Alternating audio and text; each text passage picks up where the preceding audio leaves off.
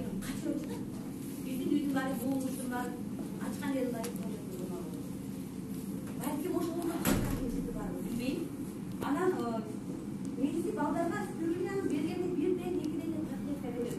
Мен да айткам балама кайра таблетканы берсиңер болду. Бирок мен 5 бердим эсем, кечинде 5де 2 бал спирулина, ондо десе менин балам менден талаш ийип алып ошону жейт. Анан спирулина аябай представлена, жектиргенде ошону чайнаганда ичиндеги алышпайт. Ошону тишинен аябай сондай тамчан жейт. Мен коркуп кеттим да, жан келесиздер, ошо жан алмаскандан. Ай мен балам ушинтип жеп атат эч көрбөдүм.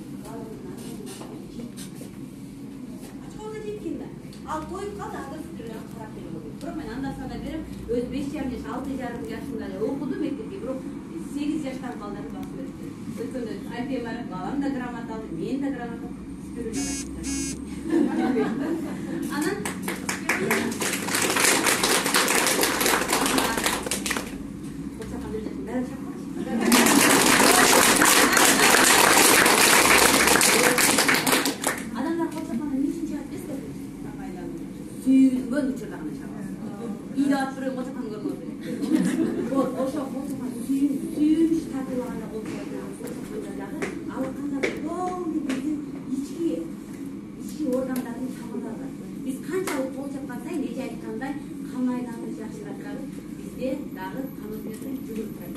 ал эми спирулина болгонун балдар бирден калып табылып балдарга кетет. Бул өзү жашоодо өзүнүн аткара турган нерсенин деңизди, сууну, көлдү тазалашкан касиети. Ошончолук организмди да тазалай алат. ЦНЦ менен иштейт деп мен жаңы фармаколог менен салганда аябай ойдум деп отурган. Оказывается, центральный нервный система иштеп атса, биздин колубуз иштейт, биздин көзүбүз убакыт саатында жабылып ачылат, биздин органдар иштейт. Bir жерде де блок болуп калчу болсо, нерв системада анда балдар зайкайт экен балдарга беребиз, развитиясы жок балдарга беребиз, иммунитети начар балдарга беребиз, бой өспөй аткан балдарга беребиз, темир жетишпей атат, сың жетишпей атат, балдардын чачы өлүп аягы, чачынын түйү көрүнүп жүрөт. Андан сырткары темир бар мунусаса, анан 80% белок. Эгерде балдар тамак ичпей аны жалдырап урушуп, балдарга тамак берүүнүн кереги жок. Анын организми ашказан и так минималь иштетип тамак турган жок сиздердин. Аны биз мактап башынан салып тамакты толтуруп коебуз, аны эмнеге алып барат? Гастритке алып барабыз да кайра. Жанагы медицинанын дарыларына көнүп алганбыз. Азыр медицина өнүгүп кетти да, шак баскан сайын аптека. Бирок аптекалар канчалык көбөйгөн сайын оорулар ошончолук жашарат. Эмнеге дегенде бул эч кандай жашыруу эмес, химикаттар, синтетиктер и кырсыктар биздин организмге кирип атат. Ошон үчүн оору жашарат. Ал эми бул спирулина ошол биздин организмдеги токсиндарды чыгарат. Жана айтып өттү го, ожирение менен мына. Эгерде айрыкча аялдар эч качан болгонду жаман көрөбүз, баарында арыктап 96-90 болгон жашар болсо, мына спирулина иши ачкарып, арыктайт. Ал эми көбүнчө эркек мырзаларга костюм кийди, спорт кийди, шөлпөй жарашпай жүрүп кызыктап да ар адамдар. Мына ошолорго тамак менен бериңиздер, алат болот. Дагы бир өзгөчөлүгү 3 железа иштейт. Считай железа, молочный железа, половой железа. Жана мен айтып өттүм, бир эжекеге айыбы менен көмө бергенбиз, рактан жакшы болду. Ошол эжекеге эмне болду? Половой железа иштеп. Төрөй атабы, бир талчып кетпей атабы, половой железаны бир же иштей атабы, спирулина беребиз. Ал эми көпүрөөк оорусундай мастопатиянын 70 түрү бар экен. Мен өзүм оорuganda врач болуп калгам. Ошол кайсы жерде болду, ошого жабышып аласың өзү. Каяктан келип чыкканды билбейт. Балким чоочкандан, балким удардан, балким коркуп кеткенден, же болбосо күндүн нурунан дегеле мурда аялдар билесиздер, күндүн нуруна суу коюп жылытып, жалаякты кир жуушты да, азыр ал система өтүп кетти. Бирок ошондо адамдар, аялдар эмнеге ушунчалык көп ооруган эмес? Организм күчтүү болуш, организм питание менен, экология таза болуш, жана айтып аткан экология таза болуш. Азыр экологияга эң арткы калды. Мен ал жака кайрылбай элем, профессионал айтып. Анан половой железа дегенге мен аябай ишенем. Мен өзүм медик эмесмин. Бирок менин командамда Чынара деген эже бар. Канча жылдан бери жал больницасында иштейт. Ошол жерде өзү сахарный диабеттен айыккандай, мунун ичинде 2200 штук бар. Bir айымга медсестралар, bir айымга ошол иштеген айым айтат. 7 жыл болуп турмушка чыкканда, ушул половой боюнда болгон. Анан да эже тиги боюнда болгон чын беле калып элем эмне болду, канча ай болуп калды, качан төрөкө ой төрөп алыптыр дейт, кыз төрөп алыптыр. Мына сени спирулина деп көтөрүп кетти бир күнү. Таразага көтөрүп кетти. Бул деле себеп чогулду болот. Балким алай алды деп, ошо 300 таблетка жолдорда канча кетти. А сиздер не иш аткарасыздар? Ойуңарды жейин аябайсың. Сиздер эч ким заставить этпей, эч ким кыйнабайт, айтпай койсоңор. Бирок көрүп турат болгон өзү деле билет. Анан бизде дагы бир сонун, аябай сонун жаңылык бар. Бул азыр көп адамдарга мындай жашоодон кыйынчылык берет, ДЦП деген оору келип кеткен. Орто бундагы адамдар аябай көп келиптир, жаштарга билбейт. Мурда ДЦП бир айында бирөө гана болчу.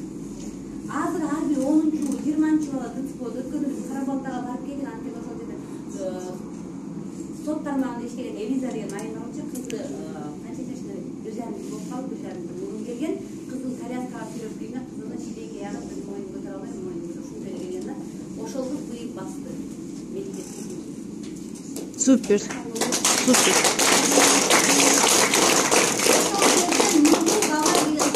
Энелердин чаты бар экен, балдар, орто балдар. Ошол жерде өзүнүн кызын жаңы баскандарын көрсөткөндөн ошол жерден адамдар, ошо айымдар балдарына дары деп продукцияны алып келишти. Биз муну дары деп айтсак деле болот. Бирок эмне үчүн дары деп мындай химикаттар тамак аштырат. Анан ошол жерде адамдар кээде кубанычтан коркот, кээде сүйүнүчтөн коркуп кетет экен. Биз ошондо барганда бир 20 жетпеген апа отурду. Эң алдыда отурду, бир кызын колуна алып отурду да, кызы чоң эле 12-13 жаштагы. Ушундай сүйлөшүп айтты. Мен силердин дарыны алып бергенде аябай коркуп кеттим. 3 күндө 12 жыл колунда шалкылдап турган кызым 3 күндө мойнун түзүп калды. Керек болуп жакшылыктан коркот. Анан дагы бирөөсү айтты. Бул волонтер деп кыздын атын унутпам. Ушул кызына берип атат, ушунун кызы жакшы болгондо мен берем. Анын кызы эмне жакшы болгондо тиги кырс боло алам. Анан муну өзүбүздөн рынктап көрбөйлү, биз ушинтип эле адамдар бири-бирибизди аңдый берип кетет. Жок, керек жок. Мисалы, ар бир адам мындан ишенет. Балким сиз 3 күндө жакшы болуп кетсеңиз, балким бир айда болот. Мага деле абыны 300 долларга шифа бакып бир айда чуркап кетесиздер. Мен бир айда эчтек болдум. Анткени менде Женя Страхович менин кишиликке кулап калган деп болчу. Офисте бурда иштеп жүргөндөн көйгөбө мен такси менен кеткем, скорый келген бул жерге да. И көкүрөк оорум бар болчу. Крайинский устават, жаңы жер тартып жаткым келди, эчтеке эмес, сүрөтүнгө эчтеке кылган, кечинде эле жумуштар болуп жатат да. И еще запор бар. Дегенде толтура букет оору бар. Анан баягы запордон көп нерсеге чыгат, тери оорунун жолго тартпайсың. Мен ушунда 5-6 жыл мурун мен баняга барганда самындан башынан суу куйуп атат. Анткени менин денеме тышканда айрылды. Постоянно бир жерге тийип кетип колдум, сен бетим айрылган. Муңутил көнүп калган, кат болот, себебим кайра ушундай постоянно кырып чыккан адамдар колум так болуп жүрчү да. Кетет, тийип кетет, столго тийип кетет, случайно бирдеме түшүп кетет, колум айрылган. Мен жанымда иштеген эжелер айтты да. Сахар болуп калган керек, күндө бир жерим канабай деп айтып бердим деп. Акча аябай жакшы. Ошол акчаны аябай. Мен сода да ойлошом да. Канча акча тапсам деле, сенин ден соолукка 1 миң болгондо эч качан өзүңө жумшабайсың. Жолу ошол акчаны өзүңө жумшап жалко да. Анын өзү штор алып, килемди салып коюп, кооз келгенде сонун айтып, а сен ооруканага ошо кооз килемди сага бир жыл кайнап. Анын качан ооруканага түшүнөт экенбиз. Анан бул жашоо өзү бир эле келип кетебиз. Биринчи өзүбүздү карайлы, өзүбүздү сактайлы, кийинки станцияны беребиз. Спирулина боюнча бир күн кечке айтсам да түгөт калбайт. Биз кыска айтпай, анткени аябай убакыт көп болуп кетти. Кийинки продукцияга айтып барып эле айтып бердим. Yolum çok doğru. Samal kaldı, samal. Yol yetişmegende biz Fransız mutfağında yiyoruz. Yol yetişmegenden mastopatiya uğraydı. Yol yetişmegenden boyundağı ayaldın kursağındağı balanın ölçüsünü açardı. Yol yetişmegen ayallar razdражение, урушкулук өздеринен бир нерсе кайрылып жатып калабыз.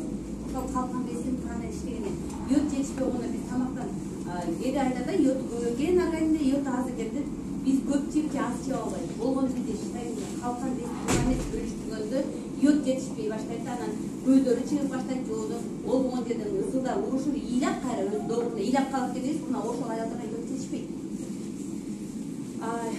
Негизи эле Орто Азияда йод жетишпегенден көп оорулар пайда болуп жатат. Мен айтып өткөндөй, Япония 120-130 жылга чейин эмнеге жашап атат? Алар деңизден алынган продукция жеңилдеткен. Биз эле мына азыр современный 21-кылым сеттин заманында сеттер аябай көбөйүп кетти. Адамдар каяка барарын жок, каяка барып мактап атат, бияка барып мактап, кайсы жерге барарын дейт да. Япония дегенде ар бир адам өзү үчүн подделка болбойт, самопал болбойт. Дүйнө жүзүндө кайсы боюнча биринчи орунду алып атабыз, алат. Анан өзүнө бул жака чыгармай, жана башында орусча башталды. Эмне кылдыңыз деп чыгып алып, good morning деп баштадым деп чыктым эле кайра. Анан антырагай азыр биздин жашообузга эң керектүү болгон жүрөк кан тамырлар сакташын кардиомаринди оорубаган учурда жылына 2 жолу профилактика кылыңыздар. Биздин тромб кайсы жерде, кайсы тамырда, кайсы капилляр экенин эч кимибиз билбейбиз. Ошону долдурга чуркап жаныбыз көзгө жандалбастап калганда эмес. Азыр жылына 2 жолу жөн эле өзүңүздөр ичкен мумчилик 120 капсула. 2 айга жөн эле жетет. Айтып атат 18 саатта тромбду эритип атат да айтып атат да. 18 саат. А балки биз билбесек 20 жыл жатат да. Бейбизда ошон үчүн менде бар, менде жок деп кардиомаринди ичиңиздер. Анткени мен өткөндө өлтүрүп деген эксперт бар биздин компаниянын врачы. Кесимен ошо айтыпчы, энелей балдарды баштап. Энелей балдарды. Азыр 20 жаштагы 40 жаштагы адамдын айырмасы деле жок. Биздин жеп аткан тамак ашады. Мен өзүмө олуп калган айтты. Нанды базардан да сатып келип, үйдөн да кафеден деле жеп, бирок үйдөгү нан менен базардагы нандын жолу ресторандагы нандын эч кандай айырмасы. Ким кошулат? Ким үйүндө нан жейт? Кол көтөрөбүз.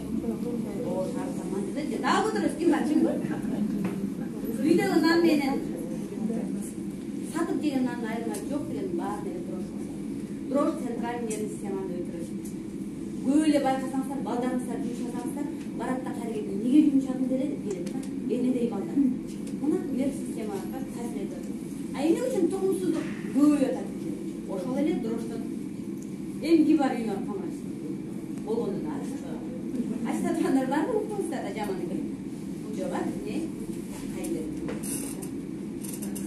Анан эми, конечно, баягы адамдар жылкы мүнөз болуп, уларды жеңилген сайын ошол жашоого өтүп баратат. Биздин мөрүнө гарантия катары өзүнүн жүрөгүнүн истеги айтып, эң акыркы үчүндөгү продукция бизге эң акыркы үчүндө эч бир компанияда мына жылай органиканы таба албайсыз. Органика, айыбы, органика эми бираз 20 жыл артка кайрылып. 20 жыл мурун өт аялдап болгон жок. Андан кийин Киргизия пайда болгон. Андан кийин пол автоматтар пайда болду. Азыр эмне болду?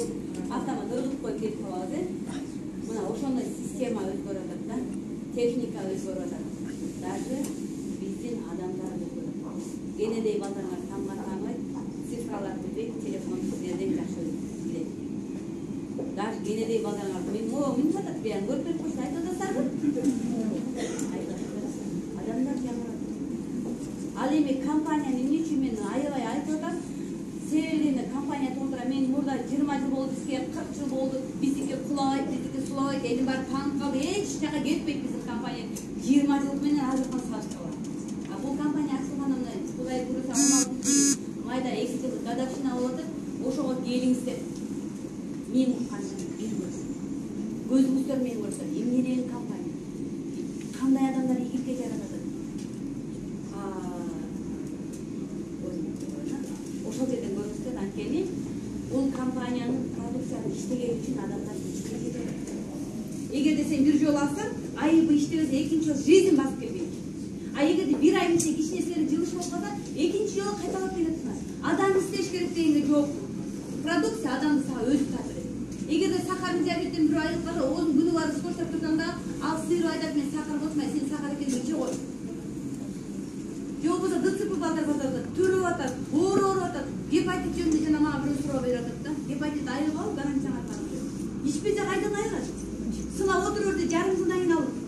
Оор эзип кетпейби?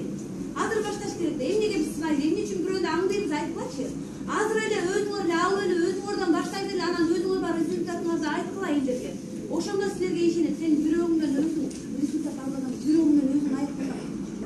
Кантип бирөө ишенип айтат? Мына эжеке маскачаңыз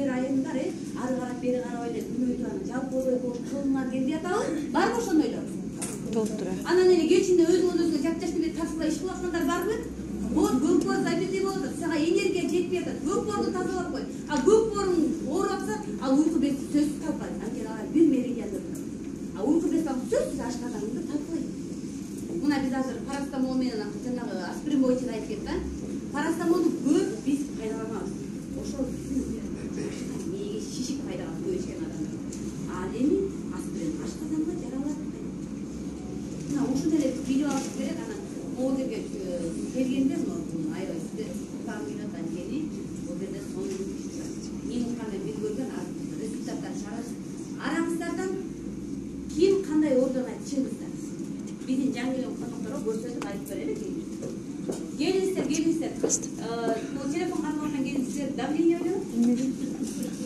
устага чыккандан коркпосо да результатты айткан эмнеге келип айтыңыздар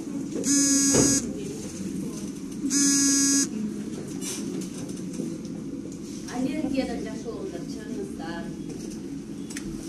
ушул жерде бир сонун результаттар айтып бердим Диля деген кыз бар ошонун бир тууган эжесинин кызы 3 жашынан баштап псориаз болгон жана мен айткан булакка чейин барышкан мазаларга жиптерди байлап кешкен курап калат экен депчи бирок ошол 18 чыкканча эчтеке болгон эмес медицинага улам ай жаңырган сайын жатты бизге келгенде дагы жайдын күнү болчу урбашкан могу жерине чейин түшүрүп алыптыр жеңил шарты монда 18 жаштагы көчөгө да чыга албайт экен ошол кыз биздин компанияга келди аябай жаныбыз үрөп айтып берип тилибиз кургагандан кийин ал киши деди мен больницага жатайынчы деп а больницага жаткандан кийин эмне болду кайра ал ооруп күчөдү күчөгөндөн кийин аны мактап экен апасы айтты ай барбайсың бир тууган эжеңе деп анан апа ошол жактан 4 айдан кийин ошол оору сени көрдү мени көрүп жок болду азыр ошол кыз Москвада ресторанда официант болуштар өмүрү көчөгө чыккан көрдүңүздөрбү ушундай сонун продукциянын күчү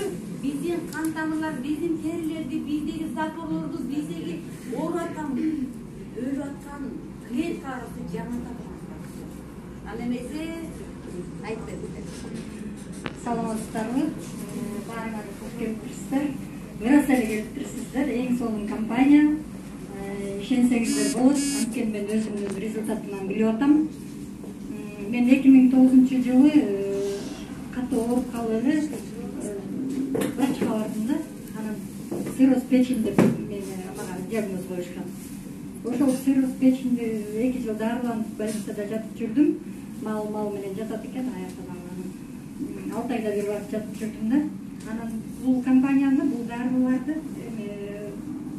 баттарды мен таанышымдан жерлешимден угуп калдым Гүлмирадан анан эле макулдап эле иштим айыгыш керек болду да мага ден керек да аягымда эле мен биринчи Гүлмира айтты болеки абыны алып ич деди да ушул абыны алып ичтим анан бир 15-10 күндөн кийин катуу ооруп калдым жатам ай Гүлмира эмне болуп атам деп күндө чалып жакшысың деп ушундай обострение болот экен деди обострениядан өтүп кеттим андан кийин эми кайсынысын ичсем дагы бир жардам бериш керек го деп эметсем могу застераны ичип көрчү деди застера менен каратен экөө чогуу берилип атат ошол экөөнү чогуу деле ичип көрсөң деди ушул застера 15 күндөн кийин ушул застера каратенди алып ичтим абы менен чогуу болон менен ошо чогуу алып ичтим буюрса жакшы ошол эме өтүп кетти обострение өтүп кетти бир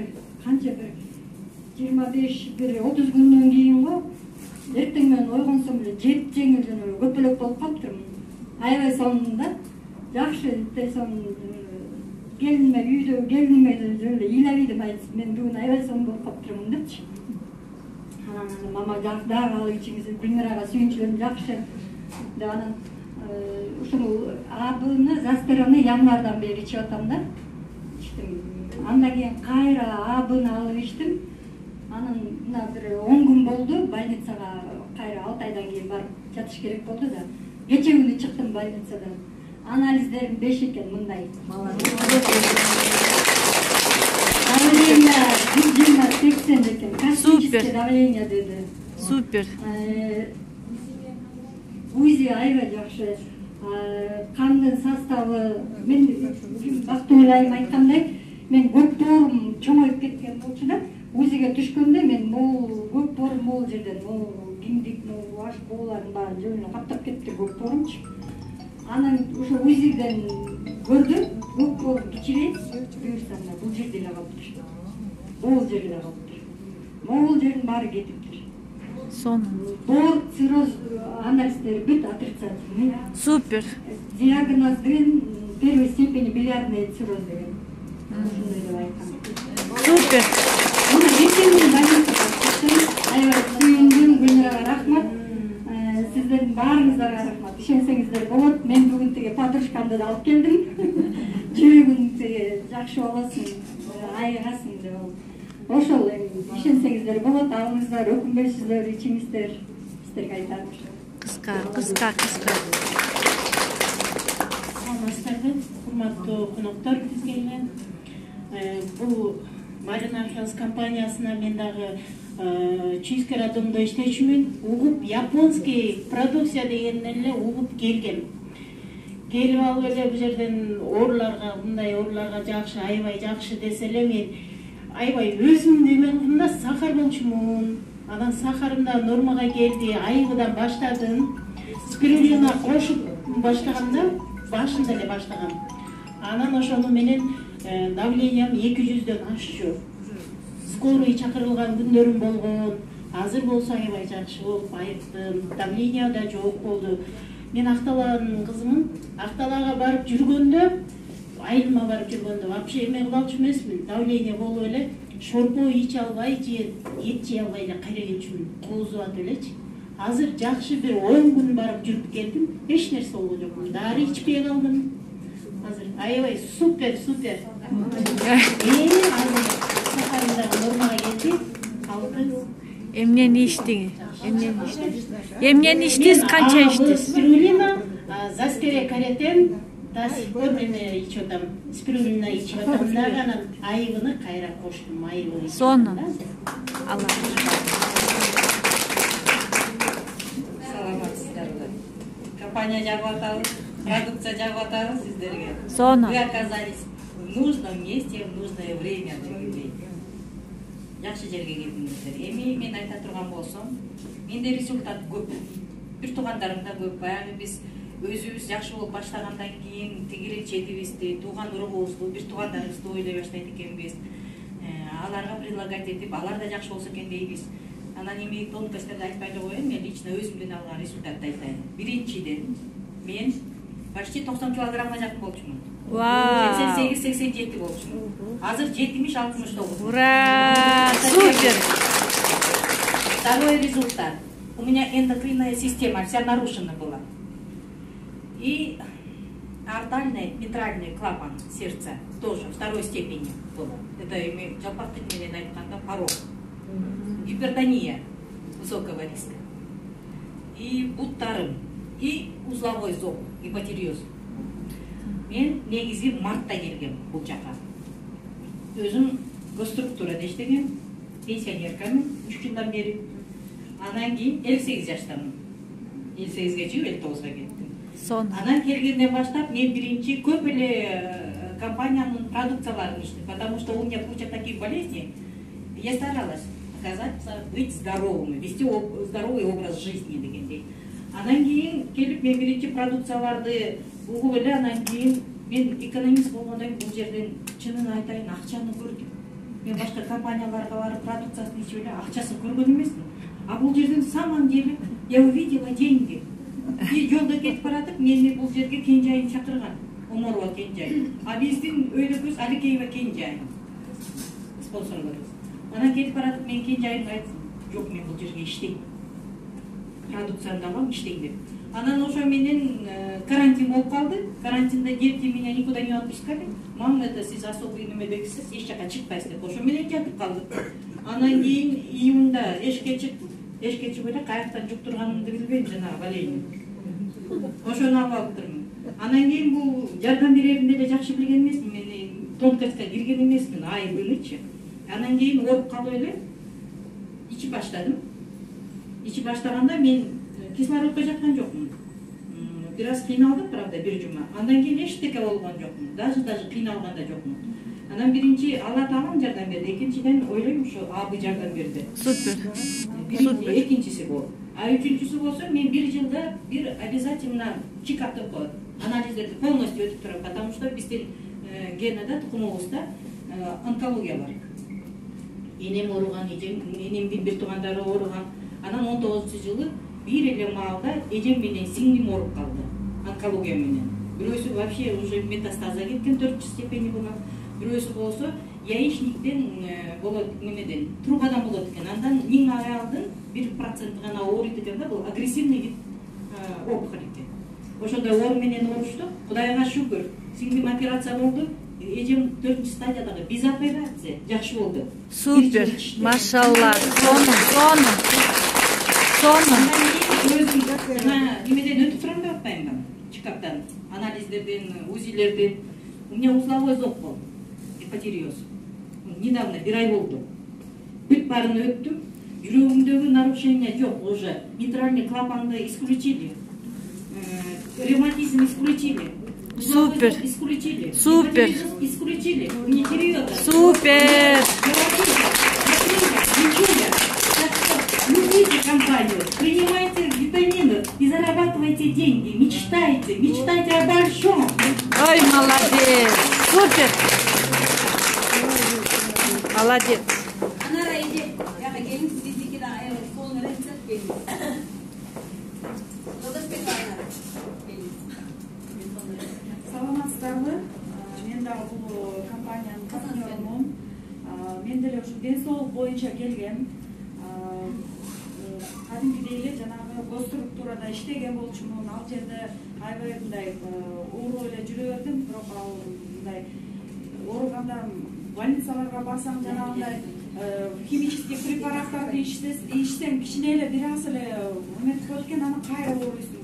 Күндө Кудайдын куттуу күнүндө эртең менен турсам эле башым ооруп калат да, аябайчы. Башым ооруп калды, анан 2 саат кечип барат. Дай мне, пожалуйста, деп коюп начальник кызыма айтам да. Хорошо дейт, анан кара ушундай жашоону өткөрдүм да. Мне это уже надоело, анан баадылар өтүп баштадым, бул компанияны ичип баштадым. Ичине башым басылгансып калат. Анан Кудайым буйрса, ушу Меренкос групп компаниясына морепродуктыга келдим. Андан да ичип баштадым. Кудайым буйрса, башым да эметип калды, это у меня черепное давление было. Анан эң негизгиси мен башымды айыптырам десем, көрсө у меня грыжам дагы өтүп айып калыптыр да.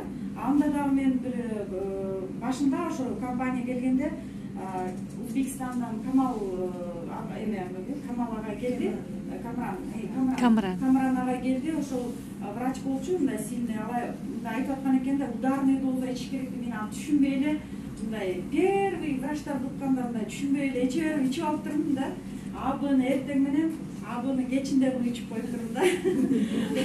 У меня такое обострение было, ужас. Бир жума прям пластом лежала. Белим мененчи, это межпозвоночная грыжа поясничного отдела. Остеоартрозу да бар экен, протрузиясы да бар экен. Элестетип элем, ошол менен жатып калдым да. И кичине бир аз ооруп жүргөндө барып коюп, снимок кылып коеюнчу, все-таки пью же, до и после снимок кылып коеюн дегем да. Анан чындыгында эле ошол белимдин ошол эмеси бар азыр.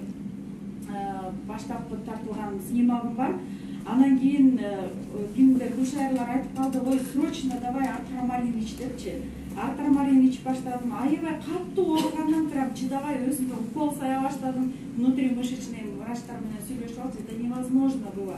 Мен жолдошум көрүп алып, жок, мен сенин дарыларыңды ичпейм деп эле сразу эле монтип салды да, потому что он испугался. Коркуп кетти да, действительно мен ооруганын эмесин көрүп алып. Анан кийин Кудайым буйрса, ушул күнгө чейин Кудайга 1000 мерте шүгүр айтам. Ушул белим мына кыштын күнү кичине эле мустак болуп калса, тамагынан мустак өтүп кетсе эле бүттү. На левую сторону меня отдавала да, вот эта грыжа. Ошол тимеле бутум баспай эле, мындай эле кыйналып калчу элем да. Эмне кыштын күнү мына теги советская Тактуговадан баштап мына жерге чейин пешком ходила. Кудайга шүгүр.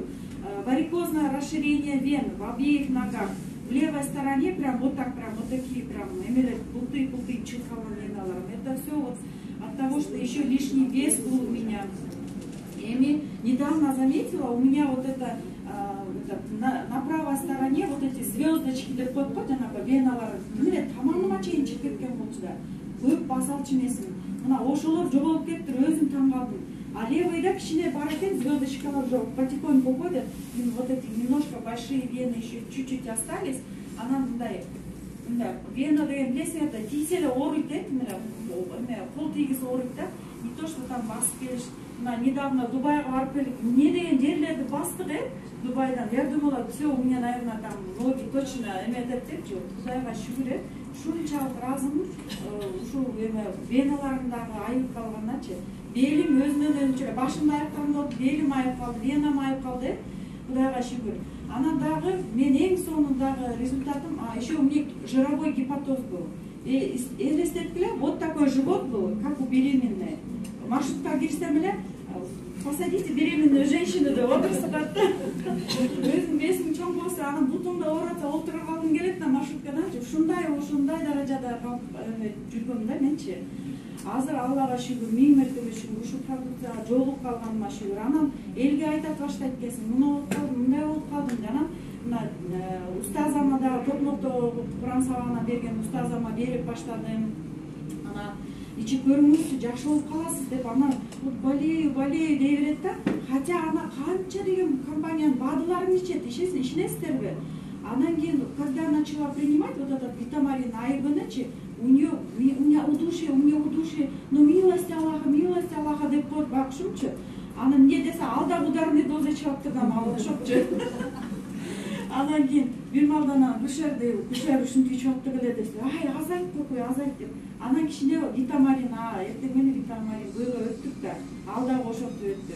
ишенесиздерби анан до и после снимок сделал у нее трехузловой зоб рассосался нет уже а это узловой зоб это операбельный операция кылмайынча болбойт экен да а у нее это прошло еще у нее в печени киста была тоже исчезла рассосалась давление у нее вот так вот скакало тоже кудайым буйруса жакшы болуп калды азыр миң мертебе шүгүр айтам мамамдын да буту оорубай калды өзүм багы өзүм бутум ооратканда мамама да бере салдым да мама аркамарын кушайте давайте депчи ал дагы азыр таягын тыштап койду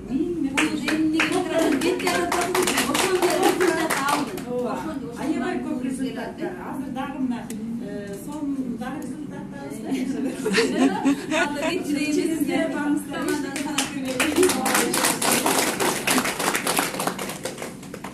саламатсыздарбы партнерлор жана бүгүнкү коноктор менин атым Жанара мен бул компанияга тоже ушул жакта партнерлор сыяктуу эле ден соолуктун айынан келгем ден соолук меники эмес менин баламдыкы жана ким Бактыгүл айтпадыбы ДЦП депчи ДЦП эми азыр мындай чоочун деле болбой калды окшойт баарыбызгачы анткени мурда деген ким Бактыгүл айткандай бир айда бир ДЦП болсо азыр ар бир үй бүлөдө бирден ДЦП бар да менин балам ушундай ДЦП төрөлгөн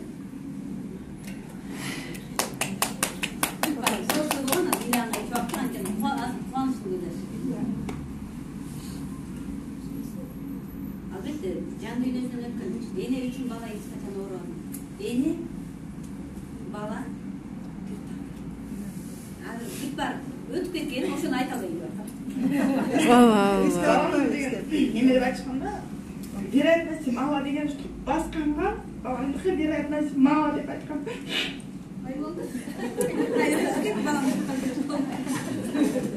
ошонун былтыр мен сентябрь айында келип балам деген 1,5 жаш кезинде колундагы соскасындагы колуна кармаган соскасын оозуна салып эми алчу эмес оозуна салчу эмес оюнчукту бул колуна карматсам колунан чүрүйгөн оюнчукту кайра колуна кармап алчу эмес 1,5 жаш кезинде отурган ордунда гана отурчу ошол кезде мен берип баштадым бир айдан кийинки результаты бир ай ровно бир ай болду 7 сентябрда берип баштадым ошол мен тарткан видеом мен 6 октябрь күнү тартыптырмын ошол видеону балам да алма менен ойнотуп атсам алманы алып оозуна монтип салып атат да анан уже старается алманы алып тиштегенге мен сразу алдым да алманын сыртын ачып берип баламдын өмүрүндө эң биринчи колуна кармап жеген тамагы бул алма болгон да ошо алманы до конца жеп ошондо балам ровно бир айдан кийинки результаты болду спирулина берип спирулина бергенде андан кийин мен бул жака айтканда абыны кош дешти. Хорошо, абыны алып, абы мен спирулинаны бердим. Ровно дагы 1 айдан кийин балам уже көтөнү менен жылып баштады.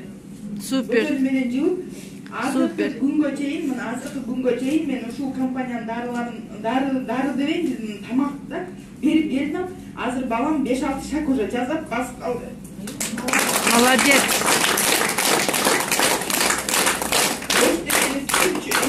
Эчтеке мынтип кер кийимдейин жүрө эшикке чыгабыз десең да түшүнчү эмес. Эме кыларчы да азыр болсо шыпыргыны кармап мен бир жерде шыпырып атсам, кысылып кыпчылып менин жанымдан өтөт да кетет дияка. Кече күнү залды шыпырып атып, эмне кылып, кайка ой бияка туруп тур, шыпырымды баспай деп атсам да болбой кыпчылып чыгып кеткен. Биягымды шыпырып бүтүп артымды карасам, балам ар жактан барып калакты көтөрүп келип мен жанымда. Жаным. Молодец. Азыр мен кетем десем эле, мен кетем азыр офиске барам деп баштасам, мени уже тигилүүгө кисем, тигилүүгө, бул үйгө кисем, бул үйгө аркамдан аңдып баштайт.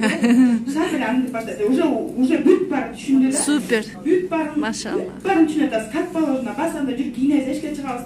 Бар кийимдериңди алып кел десем, барат да комодуна барат, комодду ача албайт да. Комодго барып, комодду чапкылайт. Эмне кылайын десе, депчи, кийим депчи, мен эшикке чыгам деп. Азыр папаң келет, бар эшик папаң келет десе, сразу входной эшиктин жанына жетет дагы, деп бизден сурап, кана келгени дегенчелик кылып сурап, азыр бүт бары уже норма. Буюрса, июль айында мен мындан 2 жыл мурун июль айында инвалидностька чыгарган баламды. Быйыл июль айында уже инвалидностьти алабыз деди. Супер. Ура! Сонун. Эгерде оозуңардан эч нерсе кирбесе, ал ден соолугуңа болбойт. Ал үчүн өзүңүздөр чечим чыгарып, эме ичиш керек, колдонуш керек. Анан сиздер дагы бир күн ушинтип өзүңүздөр да болбосо, жакын туугандардан же болбосо достордон же болбосо кошуналардан сонун результат аласыздар. Сонун. Саламатсыздарбы, партнерлор жана жаңы келген адамдар. Marina Health компаниясынын именно японский продукциясы кандай гана результаттарды чыгарады. Ошондой эле менде дагы бир жакшы результаттар бар. Мен дагы ушул компанияга кошунам аркылуу келип калгам. Назира Зейнеп асылы. Зейнеп дагы ушул компанияга кирип, мен чакырып келгенден кийин, мен бул компанияга эмнеге кирдим? Менин да кызым часто ооручу. 4 айынан баштап тамагы эле ооруйбуз. 10 күн ооруйбуз, 10 күн жакшы болобуз, кайда 10 күн ооруйбуз да. Анан барбаган лор врачым калган жок. Действительно. Мен жакшы лор врачмын десе эле ошолорго алып барып жүрчүм. Даже малышка эмне деген гана врачтарга алып барбачым. Анан денесинде уже чоң дактар чыгып баштады, кара дактар. Жана обычно ала болуп сары болуп кал, а жок, менин кызымдыкы кара болуп баштады. Анан бул компанияга келгенде абыны мага беришти. Абыны ичирип, биринчи кызыма бердим мен. Ошо кызыма деп бермекем. Кызыма бергенде эле бул Бактыгүл дагы менин кошунам болуп, бул айтты: "Анары же сиз биринчи өзүңүздөн баштабайсызбы? Өзүңүздүн результатыңызды чыгарыңыз, анан барып кызыңызга бериңиз" деп. Мен өзүм ичип баштадым, макул деп. 3 күн эсим ооп жатты. Тура албай жаттым да. Мамашам менен папашам бар болчу, скорый чакыралы, капай жетпейли, сен чөтө жакшы болбой атасың деп. Көрсөм мен болсо сразу эле жартыдан баштабай эле бир чайный ложкадан баштап турмун да. 3-4 күн жаттым, андан кийин жакшы болдум. Андан кийин экинчисин кызыма алып бердим. Кызыма деле көптөн кийин алып бердим да.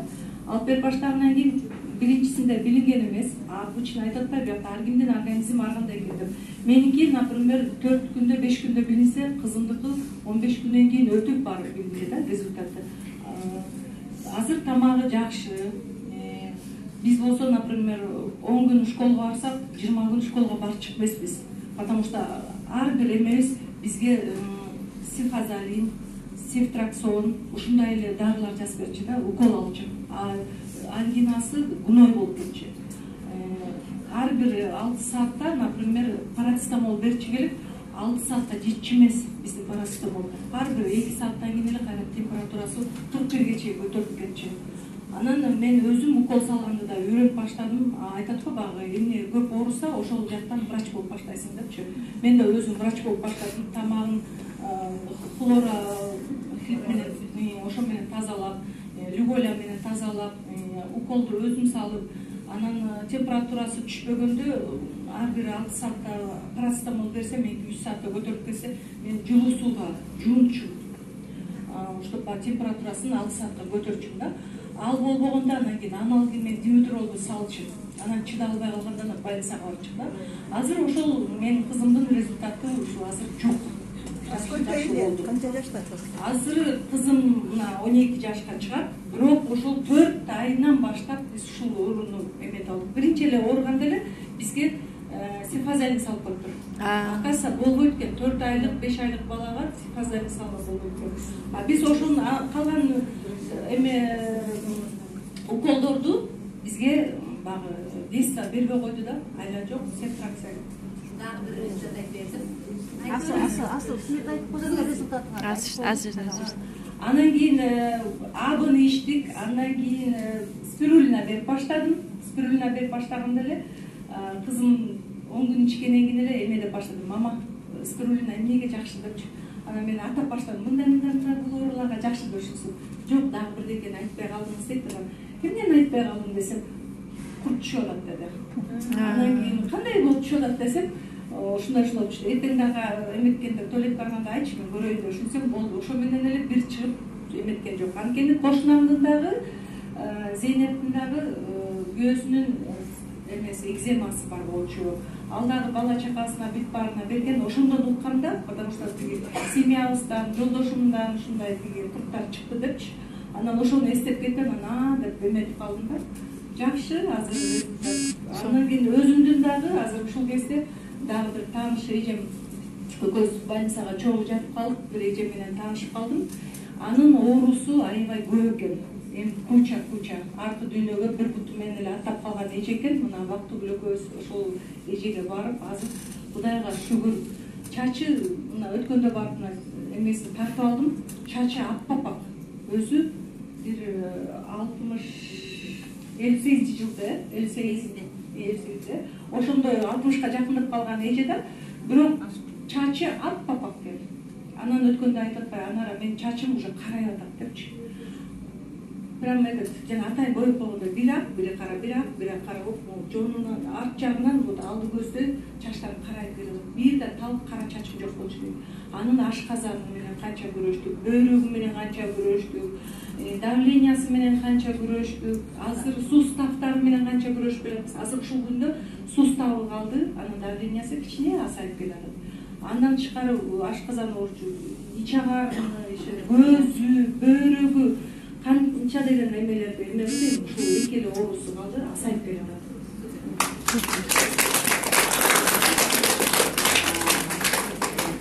Компаниянын продукциялары берип угатасыздар да, аябай мактап атасың. Бирок ошол компанияда коляскада отуруп калган басып кеткен ишенесиңерби? Продукцияны ичип, бактарын компаниядан 10 жылга жакын коляскада отуруп басып кеткен ишенесиңер, маңдайыңыздар. Салам алейкум. Баарыңыздарды бүгүнкү орозо айтып менен ушул келгениңизге баарыбыз шүгүр кылалы. Себеби канчалык адамдар ушундай жашоодо кыйналып, базарда ооруп, канчалыктарды азап чегип атат. Ошо мен сиздерге айтарым, мен сиздерге өзүмдү тааныштырып кетерим, баарыңыз билесиздер. Менин атым Асыл Абылкешова. Меники диагнозум артроз, бифермический артроз 4 стадия болуп калган, эки жак стадия, амбулатория болушту. Ошон үчүн мен көп күрөштүм. 20 жыл оорусам да ошонун 10 жылында аябай катуу күрөшүп ушул менен алышып келдим. Бирок акырайым ушул компанияга кирчип, ушул компаниянын баарысы менен жакшы болгондон кийин Аллахка миңирде шүгүр кылам. Себеби азыр адамдар бир дагы ичип кайра экинчисин таштап коюп жакшы болбой деп артын карабай атышат. Ошон үчүн мен сиздерге айтарым, ушул компанияга келгенден кийин бир дагы биринчи ичкенден кийин экинчи арт-арттан ичиш керек. Себеби результат жакшы бербейт биринчи ичкенде. Например, бизде хронический ооругандар 6-7 жыл ичиш керек. Мен биринчи ичкенде 3 ай ичтим, анан ичиге салып туруп, анан кайра 3 ай ичтим, каждый день 1 жылга чукул ичтим да. Ошо ичип атканда да мен кийинчи элек ошо бензолук деп бензолукка карап келгем.